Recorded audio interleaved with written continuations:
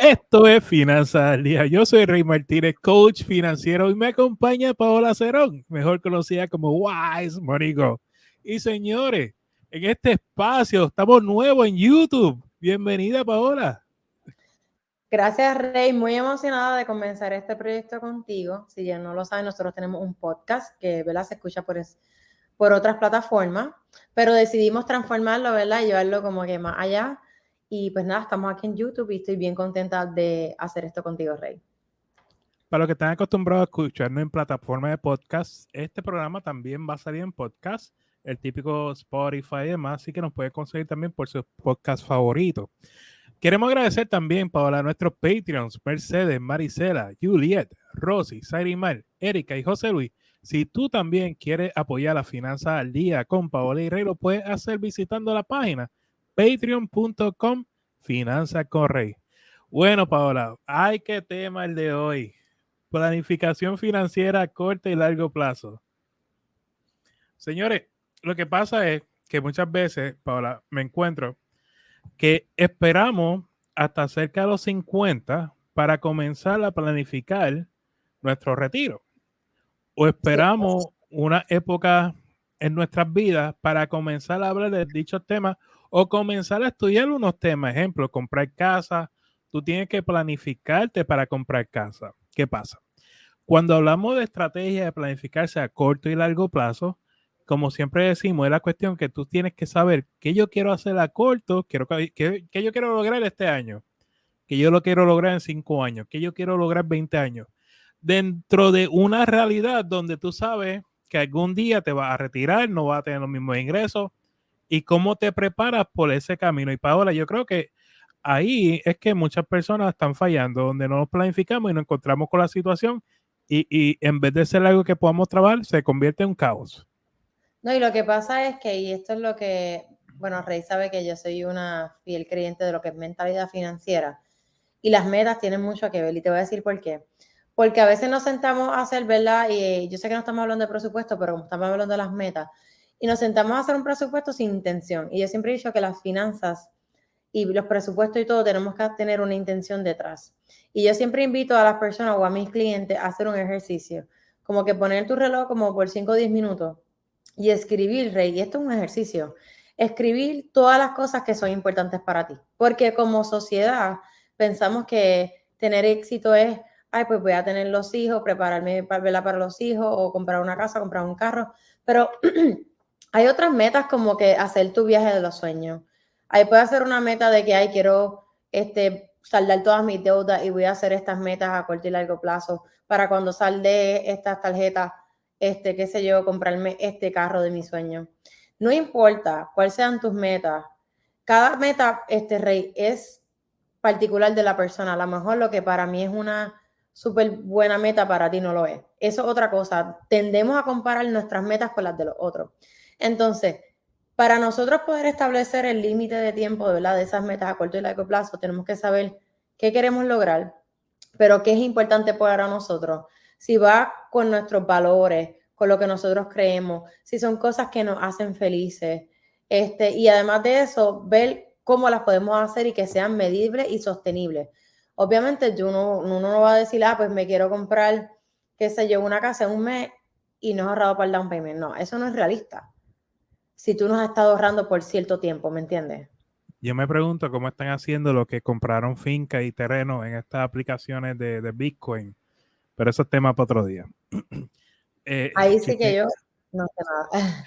chiste interno. Señores, entonces yo creo que la realidad, hablando del tema, es, Paola, que al no tener un plan financiero, queremos, como tú dices, queremos vivir la vida del vecino y alabamos la vida del vecino, pero no evitamos amar nuestras vidas, evitamos amar nuestra realidad. Y, y, y cuando yo digo evitar amar tu realidad, es que quieres, ejemplo, el vecino se compró un auto nuevo, pues quizás es un poco bocón, como decimos en Puerto Rico, pues tú también quieres el auto nuevo para demostrarle que tú también tienes, ¿entiendes? Entonces empezamos a amar la vida de los demás. Y eso impide que tú logres tus metas porque te ciega. Ejemplo, tú quieres comprarte casa en 2 años, te pusiste un préstamo de $50,000 en un auto, hasta ahí llegó la casa. Porque se te fue $800 mensuales de un dichoso pago de auto por querer decir, aquí estoy yo, tú sabes, ser el gallo del pueblo. Y cuando yo digo de cómo, o sea, yendo por tu línea, con cómo uno hacer las cosas, Rey, uno tiene que ver en qué situación financiera uno está actualmente. Y por eso siempre sí digo que la mentalidad financiera es bien importante, porque a veces ponemos metas y pensamos dentro de nosotros, estamos como esa inseguridad de que no las podemos lograr y de que no. Y es como dice Rey, uno puede tener lo que uno quiere en la vida, pero uno tiene que estar dispuesto a trabajar y establecer un plan y ¿verdad? Como ya yo he dicho, de cómo llegar a eso.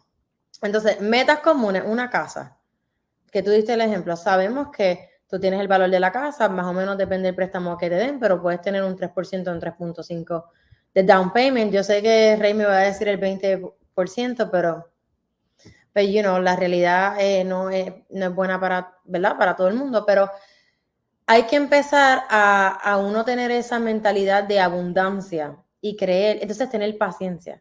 Porque, Rey, también somos impacientes, nos proponemos metas y decimos, sí, las voy a lograr y ya a la mitad nos quitamos. Y tú sabes qué pasa, que hay veces que nos metemos mucha presión y muchas cosas a la vez. Por eso me gusta que el tema sea corto y largo plazo. Corto a lo que es corto, largo a lo que es largo. Y no meterse mucha presión. Entonces, crear hábitos. Así ejemplo, yo que he estado un año entrenando, ¿verdad? En el gimnasio. No es solamente yo ir al gimnasio, entrenar y hacer esas cosas. Por el lado yo he tenido que, ¿verdad? Hacer un ajuste en mis comidas. No es que como un pajarito, como las porciones que tengo que comer, pero estoy siguiendo un régimen. Así mismo son las finanzas. Esos hábitos pequeños que nosotros hagamos, ejemplo, como sentarnos a hacer el presupuesto, aunque la gente no lo crea, Rey, ese hábito pequeño de sentarnos 2 veces al mes y ir a nuestros gastos, ir a nuestro presupuesto, es la puerta para cuando repitamos esos hábitos, llegar y alcanzar nuestras metas.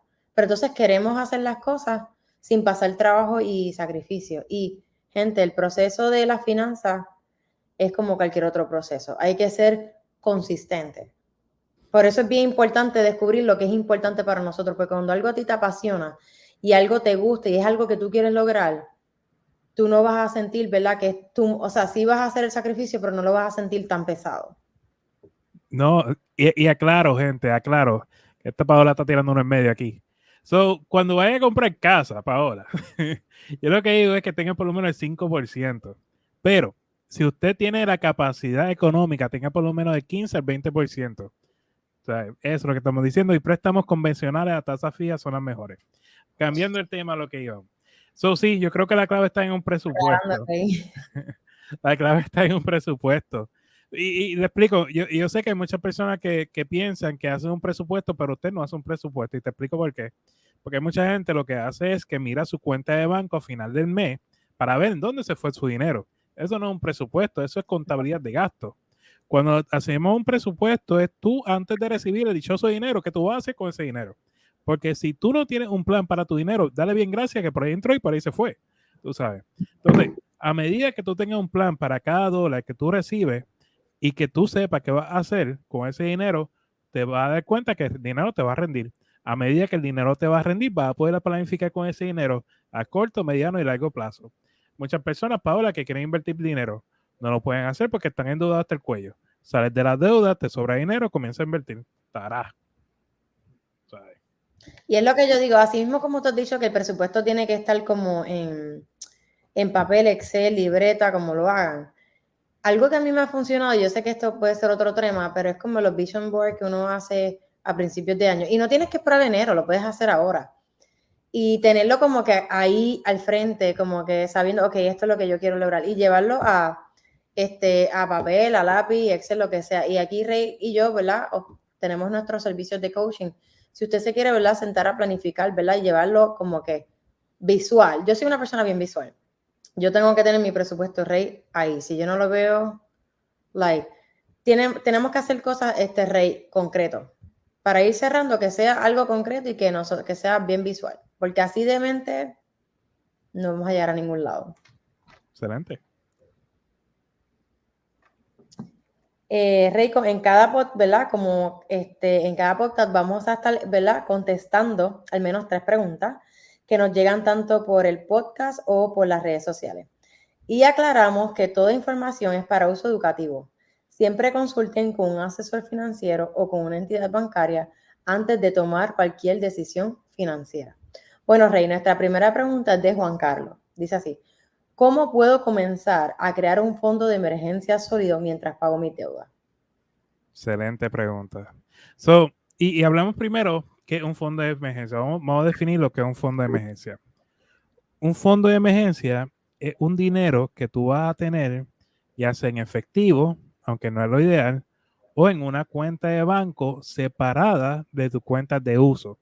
Por eso muchas veces yo digo, gente, que tenga por lo menos 2 cuentas de banco, uno para su uso y otro, ¿verdad? Que sea para su fondo de emergencia.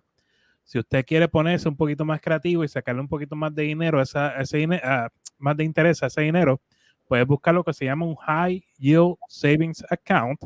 Hay muchos bancos que lo ofrecen.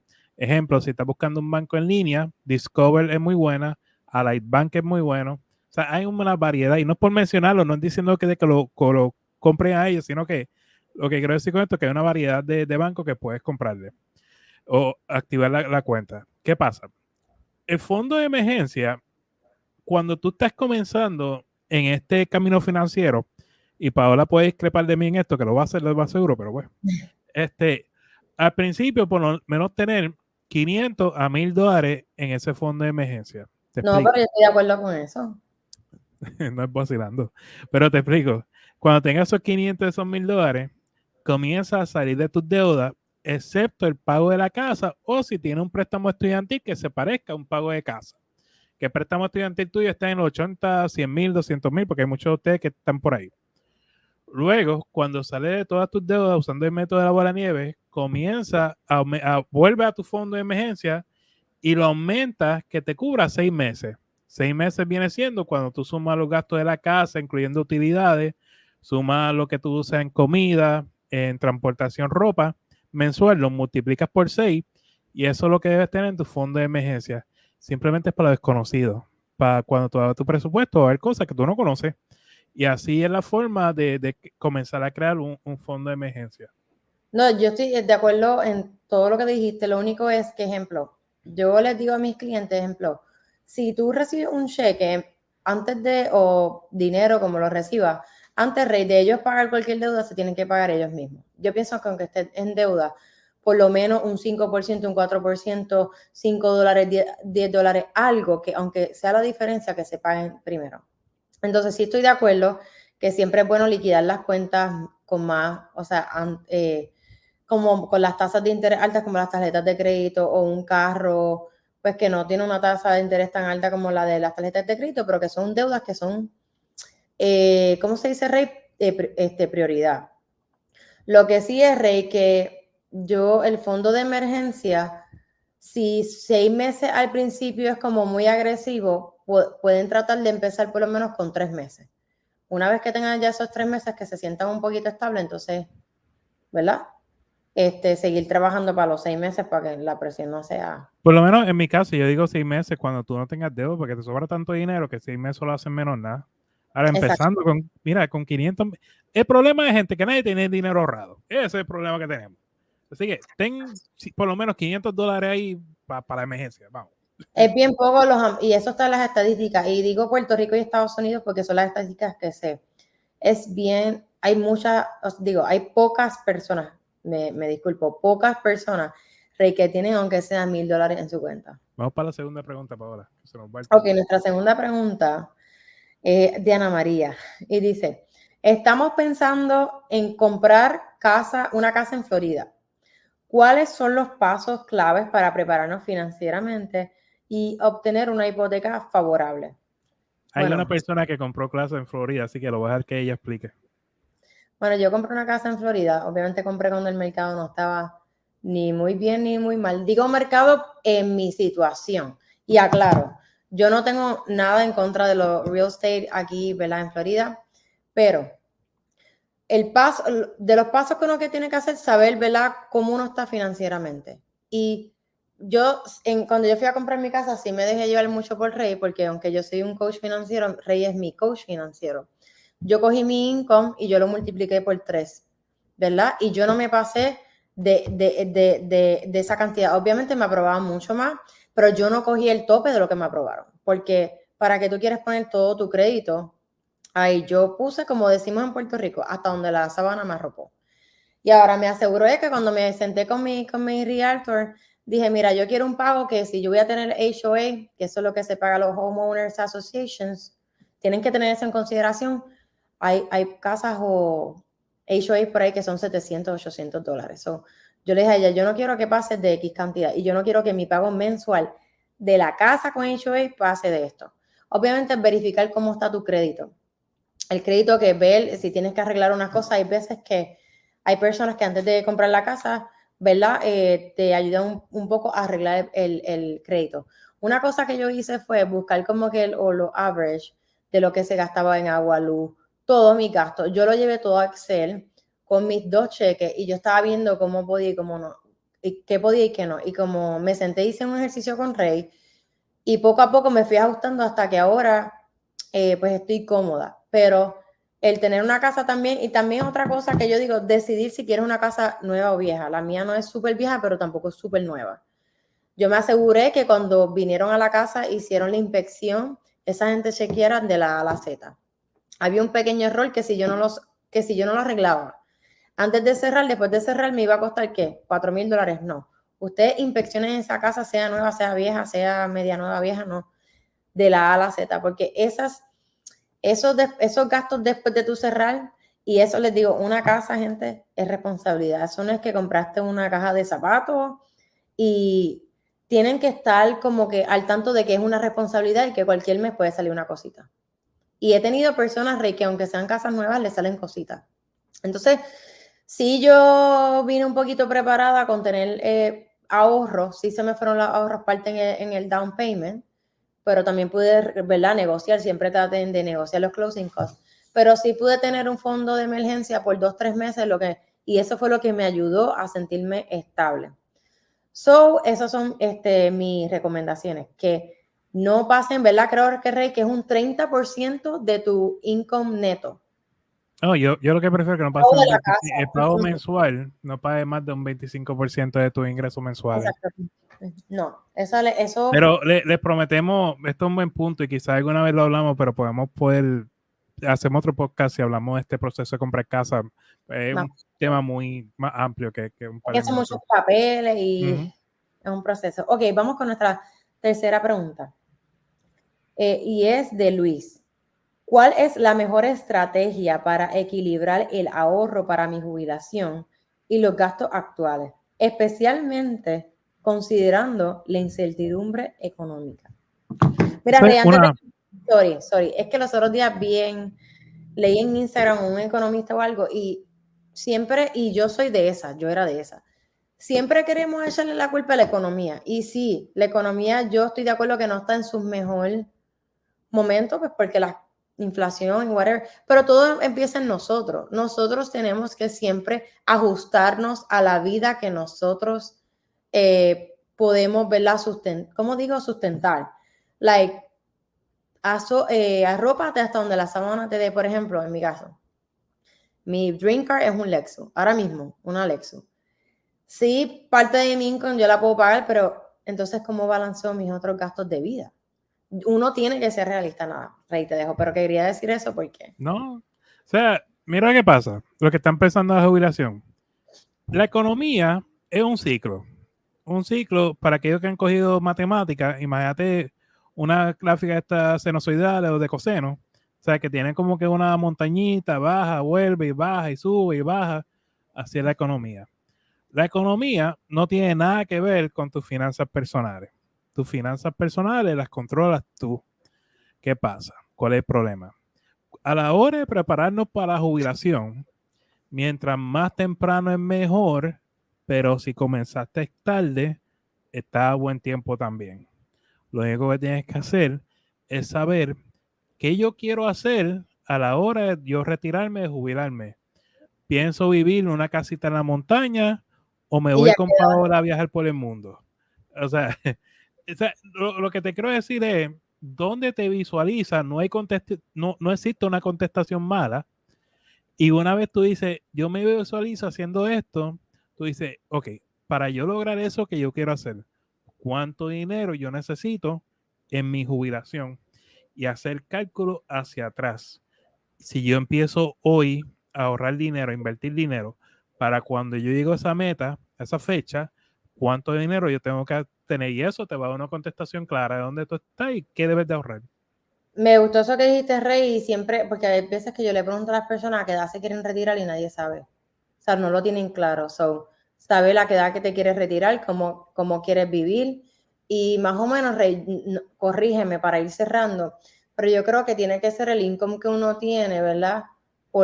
Es como una calculación podemos hacer un podcast de eso también. Sí, es que exacto, no vamos a traer esa calculación ahora, es bastante. Pero amplio, pero yo digo que nunca es tarde para empezar a ahorrar, y si tú tienes un empleador que te ofrece el 401k y tú puedes hacer un match, ahí tú estás recibiendo dinero prácticamente, que te dé la compañía.